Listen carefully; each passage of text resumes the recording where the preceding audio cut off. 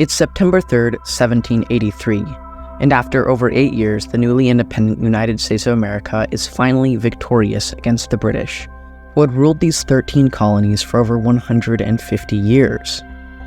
But with this victory, many wondered what this new nation would look like, with great amounts of room for change and development. Most of these questions fell into 3 buckets: how the court system would function, how the voting process would be carried out, and how this new nation would deal with its financial situation. And at the forefront of making these decisions were the 2 dominant parties at this time, the Democratic Republicans and the Federalists. However, one of their biggest disputes had to do with the placement of the U.S. Capitol. Since its independence, the U.S. Capitol had resided in 5 cities, and most recently had been in Philadelphia, a city who had this title for more than 10 years. But most politicians at the time agreed that this was only temporary. Therefore, the location of the U.S. Capitol was added to the list of things on the negotiating table. The Federalists, who were primarily Northerners, were angling for New York City to be the permanent U.S. capital, as it was the most populous city at the time, and had already been the U.S. capital from 1785 to 1790. Whereas the Democratic Republicans preferred to have it in the nation's south to help give recognition to an area that they thought to be underrepresented. Partially because both Thomas Jefferson and James Madison lived there, it was campaigned for the capital to be in their home state of Virginia, preferably in its largest and most important city, Richmond. In order for this dispute to be resolved, the question of what the U.S. would do in regards to finance became intertwined with this question of capital location.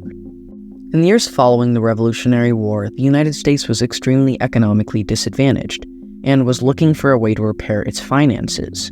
One idea for solving this, pushed by Federalist Alexander Hamilton, was creating a national bank.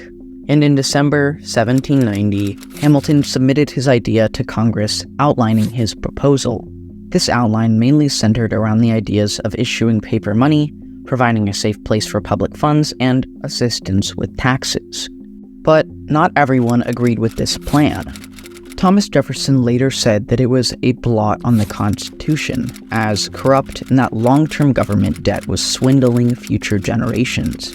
But as these 2 issues became more prevalent, they became increasingly more interconnected, with each party pushing their ideas and ideologies not reaching a solution. That was until a critical meeting took place in Thomas Jefferson's New York City residency in 1790 on the 20th of June, for what would later be called the Compromise of 1790, attended by Alexander Hamilton, Thomas Jefferson, and James Madison, with each respective party able to come out with a victory. For Hamilton, his financial plan was eventually approved, and is still used today. As for the capital, the Democratic Republicans, for the most part, got what they wanted. However, the capital did not end up being in Richmond.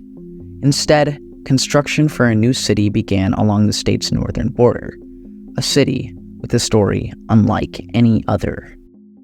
If you enjoyed this video, part 2 of this miniseries will be coming out soon, about the construction of Washington, D.C., going through its unique history. Also, consider subscribing if you enjoyed this video, as these animated explainers take a lot of time and effort.